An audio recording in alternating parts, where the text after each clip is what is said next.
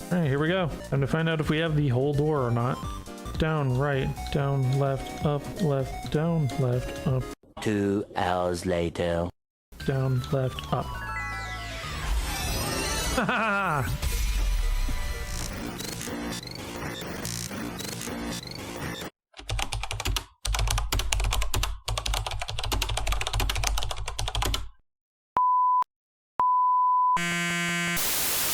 Hey everyone, I'm Father Fireball. Welcome to our series on game reviews. Today we're taking on Tunic, a gorgeous little action adventure from the Tunic team. It came out on March 16th, 2022, and it's one of my absolute favorite games that I've played recently. If you like puzzles, if you like brain teasers, if you like racking your brain trying to figure out what in the environment might help you, this kind of game is for you. So, if that sounds awesome, please keep watching on. Just to let you know, spoiler territory is past this transition and this game is experienced best blind. So please, please, please, if you don't want to spoil things, be warned. Feel free to come back to this video whenever you have played it yourself. Before we get too far in, I just wanted to give you a couple quick stats to kind of show you what you're getting into with Tunic. This is according to the website Video Game Insights, and so far, Tunic has a 92.6% positive review score. It's grossed $2.9 million US in revenue. It's sold 160,000 units, and again, I'm not sure if that's for PC, Xbox, or PlayStation, Nintendo, all of them. It didn't really say, but 160,000 units sold, and sports a 20.7 hour average playtime and an 18.1 hour median playtime. Tunic tells the story of a tiny fox that awakens in a big world. Anything that happens after that is up to you to figure out, quite literally. Everything in the game is foreign, all a puzzle to be discovered and solved. Even the pages of the menu that find lying around. The story is told over a very minimalist perspective, mostly via the manual. There's some environmental details that stick out for the most part, though it's all done through finding the pages and exploring more places. The story's not involved all that much itself, really only takes up a small portion of the game in the manual. Instead, most of the focus is on its puzzles and bosses, more on those later, but overall it's very light on the details. Being as vague as possible here, there are two endings to the game. You got a good ending and a bad ending. Each depends on the singular choice that you make with how you approach the game.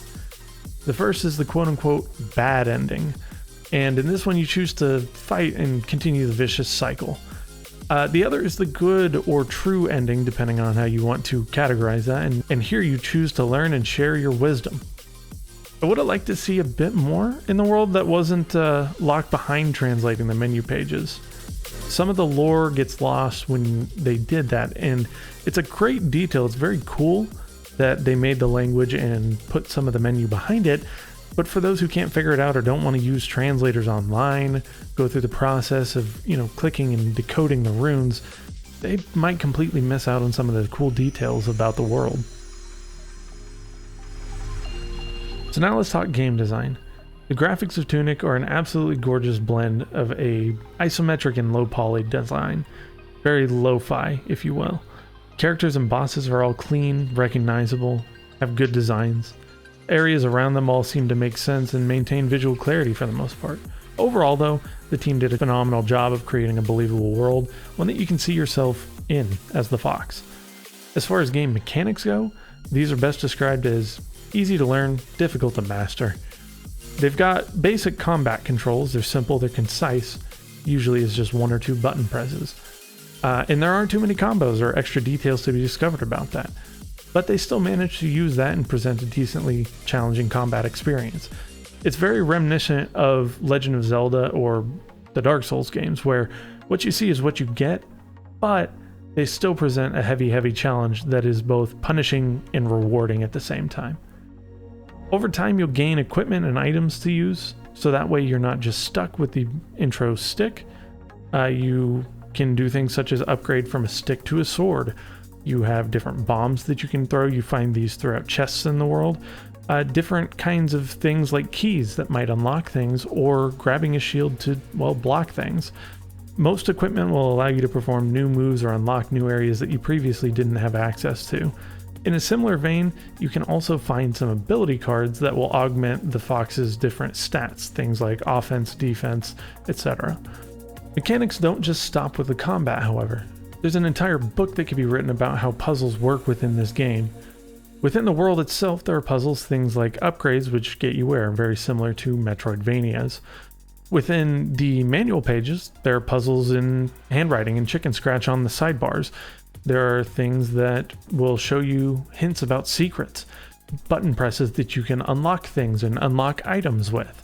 The Tunic team does a phenomenal job here of giving you just enough, just the littlest piece at any given point to figure out where you need to go. In turn, you're rewarded. Every time you discover a solution to a puzzle, you're unlocking more knowledge about the world and how it functions, which in turn unlocks more puzzles that you can solve. Every time I found myself faced with a puzzle, it was met with an aha moment. I never found myself too overloaded. Every challenge was solvable, and most made pretty intuitive sense. Some of the more obscure ones you might miss, but overall, most of them are pretty solvable. Behind that isometric world is the sound design. Clean sounds and relaxed electronic music highlight the landscape as you wander the world. The synths, they're very reminiscent of Zed from back in around the Clarity days, and they lend a sense of wonder to the adventure while still being laid back. Other sounds do a great job too. Menu sounds and dialogues are satisfying, the combat sounds punchy, and all the other sounds fit well as well. So the question is it going to be worth it? And I would say yes it is. For the price tag of $30 on all major retailers, the game sports a decent chunk of playtime. My first playthrough was about 20 hours, and I did the good ending, true ending, or the puzzle route, whatever you want to call it. And I could probably get about 10 more hours out of the combat-oriented route. From there, it's important to ask the question of, do you prefer the puzzle aspect or the combat aspect? Because setting your expectations appropriately is key here. So if you enjoy the puzzle aspect, going around and finding secrets, it's absolutely going to be worth the money. I would say that also with the combat aspect, it will probably be worth it as well. All the combat is solid and the exploration is there as well. So ultimately, I'm going to give Tunic a thumbs up. I'm not going to do a numeric scale because I don't really like how that skews perceptions, but overall I will recommend Tunic for most gamers. Hey y'all, I hope you enjoyed the review of Tunic. I'm going to be doing more of these, some covering the Soulsborne games, some covering the Metroidvanias I enjoy, and maybe a few others as well. If you like the content, please make sure to subscribe and keep up to date with that. I do streams on Mondays and occasionally release a video like this. And also like the video, it helps push me up in the algorithm. And if you've played Tunic, let me know, what was your favorite part of it? Anyways, thanks for watching. I will talk to you guys later. Peace out.